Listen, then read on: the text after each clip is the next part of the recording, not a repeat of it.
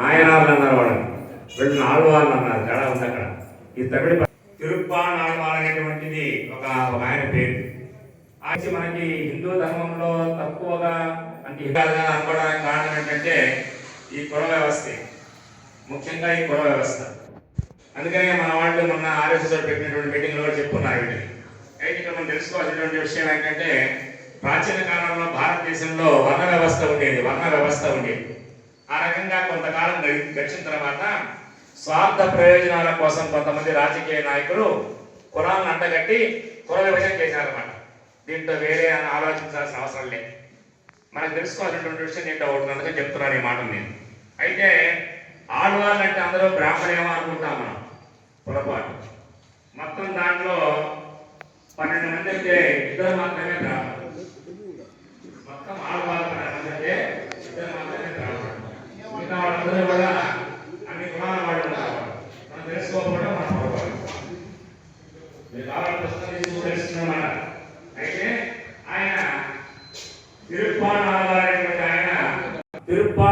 అనేటువంటి ఆయన శ్రీమన్నారాయణ ఉదయంలో తిరుమలలో స్వామివారికి శ్రీవత్సం అంటుందన్నమాట. అంటే అమ్మవారు ఒక పక్కన అమ్మవారు ఉంటుంది, స్వామికి ఎడమ వైపు భుజంలో, కుడివైపు భుజంలో అమ్మవారు ఉంటుంది, చెస్ట్ మీద, ఛాతి మీద.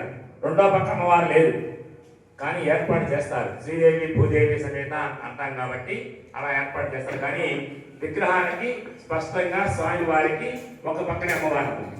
శ్రీవత్సం అన్నారు. ఈయన ఎట్లా పుట్టాడయ్యా అంటే ఆయన యొక్క శ్రీవత్ సంస్థ పుట్టినటువంటి వాడు ఈ తిరుప్పాన్ ఆళ్వార్ అనేటువంటి వాడు. శ్రీరంగార సమీపంలో ఒక ఊరుంది, ఆ కుప్పలో దొరికాక. వరి కుప్పలో అంటే వరిని కుప్ప వేస్తారైనా అప్పుడు ఆ కుప్పగా దొరికాక. వాడు చిన్న పరిస్థితులు వాడుగా ఉన్నాడు. తీసుకుని వెళ్ళి ఆయన మాంసాన్ని తీసుకుని వెళ్ళి పాండవ ఆయన చాలా ఇష్టము. ఆయన మొదలు గాయకుడు కూడా అద్భుతమైనటువంటి కంఠం. మనిషి నన్నును బట్టి కంఠం రాదు, మనిషి యొక్క రూపాన్ని బట్టి కంఠం రాదు, మనిషి యొక్క వర్ణాన్ని బట్టి కంఠం రాదు. ఇప్పుడు మనం సుఖం బట్టి వస్తుంది. గానభోగ్యం అని చెప్తాం మనం. జానకి పాడుతుంటే చిన్నపిల్లవాళ్ళగా పాడుతున్నాయి. అట్లాంటిది ఒకవేళ కొంతమంది వరం అన్నారు. ఇక్కడ కూడా ఇవన్నీ ఆలయంలో రానివారు. అస్పృశ్యత అనేది ఉంది కాబట్టి ఆలయంలో రానివారు. రానివ్వకుండా అక్కడే వచ్చారు, బయటే ఉన్నాడు. అయితే ఆయన అక్కడే ఉన్న సమయంలో తిరుప్పాన్ ఆళ్వారు లోపలికి వెళ్తాను అనగా బయట కూర్చునేవాడు. మనం కూడా ఏం చేస్తామంటే ఏమన్నా స్వామీజీ చెప్పి మీరు గమనించండి.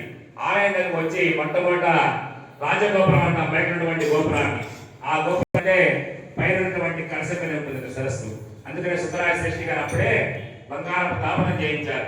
ఇప్పుడు కాదు, 80 ఏళ్ళ 90 ఏళ్ల క్రితం కలశానికి తాపనం చేయించారు బంగారపు తాపనం.